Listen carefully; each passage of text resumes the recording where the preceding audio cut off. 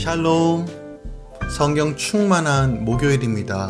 오늘 하루도 우리 주 예수 그리스도의 은혜와 하나님의 사랑이 할렐루야 모든 지체 가운데 함께 말씀을 나누는 모든 성도 가운데 충만히 임하길 우리 주 예수 그리스도의 이름으로 축원드립니다.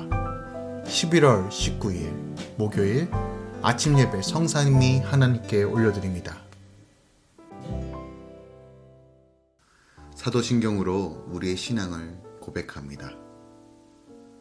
전능하사 천지를 만드신 하나님 아버지를 내가 믿사오며 그 외아들 우리 주 예수 그리스도를 믿사오니 이는 성령으로 잉태하사 동정녀 마리아에게 나시고 본디오 빌라도에게 고난을 받으사 십자가에 못 박혀 죽으시고 장사한 지 사흘 만에 죽은 자 가운데서 다시 살아나시며 하늘에 오르사 전능하신 하나님 우편에 앉아 계시다가 저리로서 산자와 죽은 자를 심판하러 오시리라. 성령을 믿사오며 거룩한 공예와 성도가 서로 교통하는 것과 죄를 사하여 주시는 것과 몸이 다시 사는 것과 영원히 사는 것을 믿사옵나이다. 아멘. 오늘 하나님의 말씀은 역대상 10장 1절부터 14절까지입니다. 역대상 10장 1절부터 14절까지입니다. 하나님 말씀을 받습니다. 블레셋 사람들과 이스라엘이 싸우더니 이스라엘 사람들이 블레셋 사람들 앞에서 도망하다가 길보아 산에서 죽임을 당하여 엎드러지니 블레셋 사람들이 사울과 그 아들들을 추격하여 블레셋 사람들이 사울의 아들 요나단과 아비나답과 말기수아를 죽이고 사울을 맹렬히 치며 활 쏘는 자가 사울에게 따라 미침해 사울이 그 쏘는 자로 말미암아 심히 다급하여 사울이 자기의 무기를 가진 자에게 이르되 너는 칼을 빼어 그것을 나를 찌르라. 할례 받지 못한 자들이 와서 나를 욕되게 할까 두려워하노라. 그러나 그의 무기를 가진 자가 심히 두려워하여 행하기를 원하지 아니하매 사울이 자기 칼을 뽑아서 그 위에 엎드러지니 무기 가진 자가 사울이 죽은 것을 보고 자기도 칼에 엎드려져 죽으니라. 이와 같이 사울과 그의 세 아들과 그 온 집안이 함께 죽으니라. 골짜기에 있는 모든 이스라엘 사람이 그들의 도망한 것과 사울과 그의 아들들이 다 죽은 것을 보고 그 성읍들을 버리고 도망하매 블레셋 사람들이 와서 거기에 거주하느니라. 이튿날에 블레셋 사람들이 와서 죽임을 당한 자의 옷을 벗기다가 사울과 그의 아들들이 길보아 산에 엎드려졌음을 보고 곧 사울의 옷을 벗기고 그의 머리와 갑옷을 가져다가 사람을 블레셋 땅 사방에 보내 모든 이방 신장과 그 백성에게 소식을 전하고 사울의 갑옷을 그들의 신전에 두고 그의 머리를 다곤의 신전에 단지라.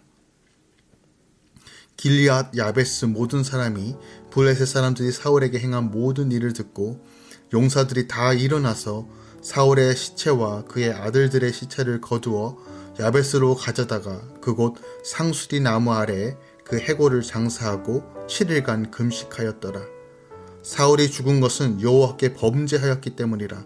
그가 여호와의 말씀을 지키지 아니하고 또 신접한 자에게 가르치기를 청하고 여호와께 묻지 아니하였으므로 여호와께서 그를 죽이시고 그 나라를 이새의 아들 다윗에게 넘겨주셨더라.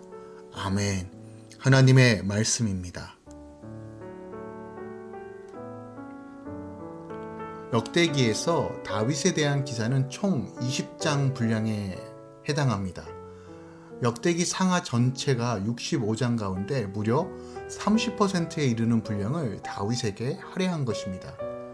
이는 역대기에서 두 번째로 많은 지면이 할애된 솔로몬에 대한 기사가 총 9장인 것에 비하면 2배나 많은 분량입니다.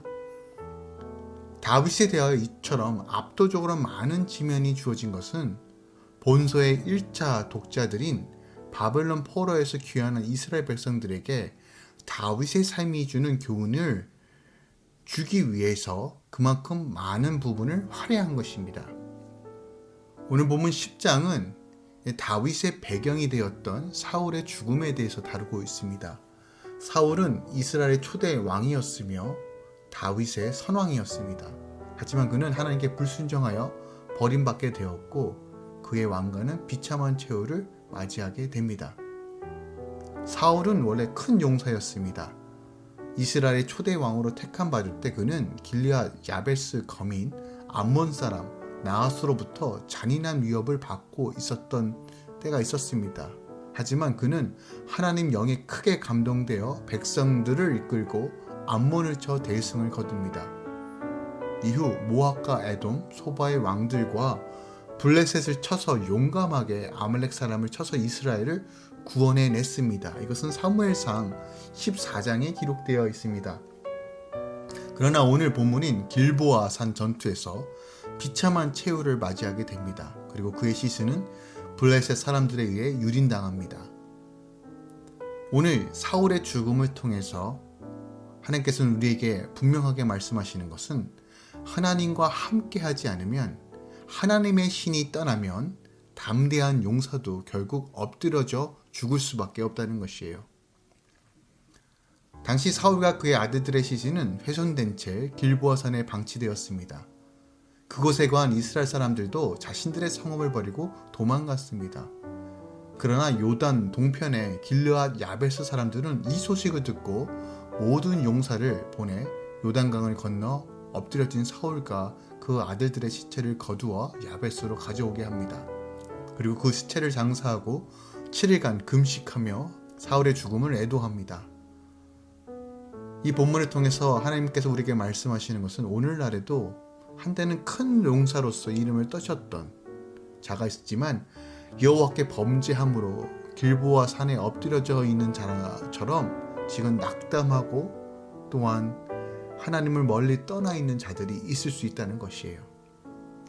우리는 그들의 상처를 싸매고 예수 그리스도의 이름 안에서 다시 한번 그들이 하나님 안에 돌아올 수 있도록 권면하고 또한 그들을 돕는 것이 바로 우리의 사명이라는 사실을 본문이 우리에게 가르쳐주고 있습니다. 오늘 우리가 주목해야 될 부분은 사울의 비참한 죽음의 원인과 그 결과가 다윗이 이스라엘 왕을 계승하게 되었다는 사실을 보고 있어요. 그러니까 오늘 본문은 사무엘상 31장에도 기록되어 있는데 약간의 표현상 차이를 빼고는 거의 일치하고 있습니다. 오늘 분명한 포인트 중에 하나는 사울이 전쟁에서 죽은 원인을 그가 가진 적은 병력이나 잘못된 전략에서 찾는 것이 아니라 사울이 여호와께 범죄하였기 때문에 죽었다라고 분명하게 선포합니다. 사울은 참 많은 죄를 지었습니다. 사무엘 선지자의 말에 불순종하여 자기 마음대로 제사를 드렸고 다윗을 시기하여 그를 죽이려 했고 노베에 있는 여호와의 제사장들을 살육했습니다. 그러나 성경은 사울의 이런 죄를 밝히지 않고 하나님의 말씀을 지키지 않은 것과 그가 신접한 자에게 물은 죄만 언급하고 있습니다. 이것이 무엇을 의미하고 있을까요? 오늘 하루 적용해야 할 말씀은 무엇이 있을까요? 오늘 본문이 이 사울의 죽음을 통해서 우리에게 분명하게 선포하는 것은 모든 죄는 본질적으로 동일하다는 사실을 우리에게 보여주고 있습니다. 13절 말씀 다시 한번 봅니다. 사울의 죽음의 원인이 사울이 범죄하였기 때문이라고 말해요. 여기서 범죄하였다라는 히브리 말은 마알이라는 단어입니다. 그러니까 사울이 범죄한 죄의 종류에 초점을 두는 것이 아니라 그 죄 하나하나가 갖고 있는 심각성에 대해서 초점을 맞추고 있어요. 사울이 범한 죄는 작게 보이거나 크게 보이거나 그것이 중요한 것이 아니라 전부 하나님께 매우 심각한 죄였다는 사실을 보여주고 있어요. 이것은 그가 매우 큰 죄를 몇 가지 범함으로써 하나님께 하나님께 버림받은 것이 아니라 아주 사소하다라고 생각하는 것들이 바로 그 모든 죄들이 하나하나가 모두 그의 죽음의 원인이 되었다는 사실을 말해주고 있는 것이에요. 그러니까 우리의 관점에서 보면 인간의 지은 죄에는 분명한 차이가 있습니다.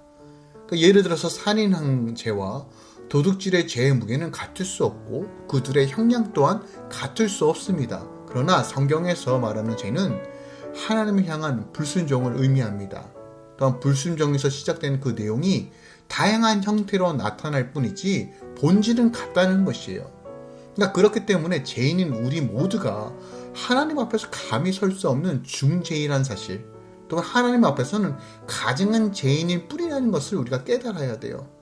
우리가 하나님이 누구인지에 대해서 아는 것만큼 죄가 무엇인지 하나님의 관점으로, 성경적 관점으로 이해하는 것은 매우 중요합니다.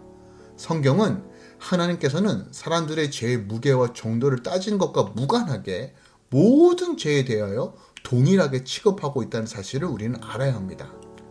그래서 로마서 6장 23절에 죄의 삽은 사망이다 라고 말하는 것이에요. 여기서 죄는 간음, 음란, 살인죄를 말하지 않습니다. 여기서 말하는 죄에 대한 모든 죄가 포함되어 있는 것이에요. 그러니까 사람이 보기에 아무리 가벼운 죄라도 하나님 말씀 앞에 비춰보면 그것은 결국 사망으로 이끌어가는 죄라는 것이에요. 그러니까 모든 죄의 본질적인 것은 우리를 죽음으로 이끌어갑니다. 그리고 죄는 죽음 후에 심판과 멸망이라는 결과를 만들어냅니다. 그래서 데살로니가전서 5장 22절에서 23절은 말합니다. 악은 어떤 모양이라도 버리라. 평강의 하나님이 친히 너희를 온전히 거룩하게 하시고 또 너희의 온 영과 혼과 몸이 우리 주 예수 그리스도께서 강림하실 때 흠 없게 보존되기를 원하노라 라고 말하는 것이에요. 그러므로 우리는 우리의 임의로 죄의 무게를 따져서 어느 죄에 대해서는 가볍게 여기고 어느 죄에 대해서는 대수롭게 여기며 어느 죄는 심각하게 생각하는 이런 생각 자체를 버려야 한다는 것이에요. 이런 방식으로 생각하니 우리의 신앙은 무뎌질 수밖에 없고 경건의 모양만 있고 능력이 없는 것입니다. 세상 사람들이 인식하는 수준과 관점으로 죄에 대해서 생각하니 나도 모르는 사이에 죄와 타협하고 또한 내 생각으로 남을 정죄하고 판단하게 된다는 것이에요. 요한일서 3장 4절은 말합니다. 죄를 짓는 자마다 불법을 행하나니 죄는 불법이다 라고 분명히 선포해요. 하나님 앞에서 모든 죄가 불법이며 똑같은 죄일 뿐입니다. 그렇기 때문에 성도는 피 흘리기까지 죄와 싸워야 합니다. 히브리서 12장 4절 말씀이죠. 그 이유는 모든 죄는 궁극적으로 죄의 아비인 마귀에서부터 나오기 때문입니다. 우리 삶 가운데 다시 한번 점검해 보기 원합니다. 내가 무디게 생각하는 거, 이 정도는 대수롭지 않지 라고 생각하는 죄가 있습니까? 여러분, 작은 죄라도 안일하게 생각하지 말고 오늘도 다시 한번 주님 앞에 온전히 설 수 있도록 회개함으로 나아가야 합니다. 우리 힘으로 죄를 이길 수 없습니다. 그러므로 성령님을 찾고 구하십시오. 주의 영이 인도를 받을 때만이 우리가 죄를 이기고 하나님 안에 거할 수 있습니다. 우리는 죄를 이길 수 없어요. 그러나 보혜사 성령께서 우리 안에 계셔서 우리를 도우십니다. 또한 하나님 보시기에 모든 같은 심각한 죄라는 사실을 다시 한번 가슴 깊이 새기고 분별하여 오늘 하루 거룩하고 성별된 삶 사시길 우리 주 예수 그리스도의 이름으로 축원드립니다. 기도하겠습니다. 하나님, 죄는 악은 모양이라도 버리라고 했습니다. 우리 안에 분별할 수 있는 지혜와 거룩한 영성 또는 성결할 수 있는 지혜와 마음과 능력을 허락하여 주시옵소서. 세상에 보여지는 미디어들, 사람들의 생각과 말들이 점점 죄에 대해서 무뎌지게 만듭니다. 또한 내 스스로도 이 정도는 괜찮지라고 타협하는 것들이 너무나 많이 있습니다. 그러나 하나님의 관점에서 보면 모든 죄가 하나님 앞에 불경한 것이요, 가증한 것이요, 감히 하나님 앞에 설 수 없는 죄란 사실을 우리가 깨닫기 원합니다. 우리가 철저하게 주님 앞에 거룩해지기 원합니다. 주님, 예수 그리스도의 십자가의 보혈로 우리 덮어주시고 오늘도 성령의 능력과 충만함으로 나아갈 수 있도록 역사하여 주시옵소서. 주님의 신령한 보호하심으로 채워주시고 주님 바라보면서 믿음으로 걸어갈 수 있도록 역사하여 주시옵소서. 이제는 우리 주 예수 그리스도의 은혜와 우리 하나님의 놀라우신 사랑과 성령님의 내주교통 충만히 역사하심이 오늘도 피 흘리기까지 죄와 싸우며 거룩한 성별할 영으로 충만해지길 원하는 모든 주의 성도들의 삶 가운데 말씀을 따라 행하며 주의 도우심 가운데 걸어가려고 결단하는 주의 모든 성도들의 삶 가운데 이제로부터 영원까지 함께 있을지어다. 아멘.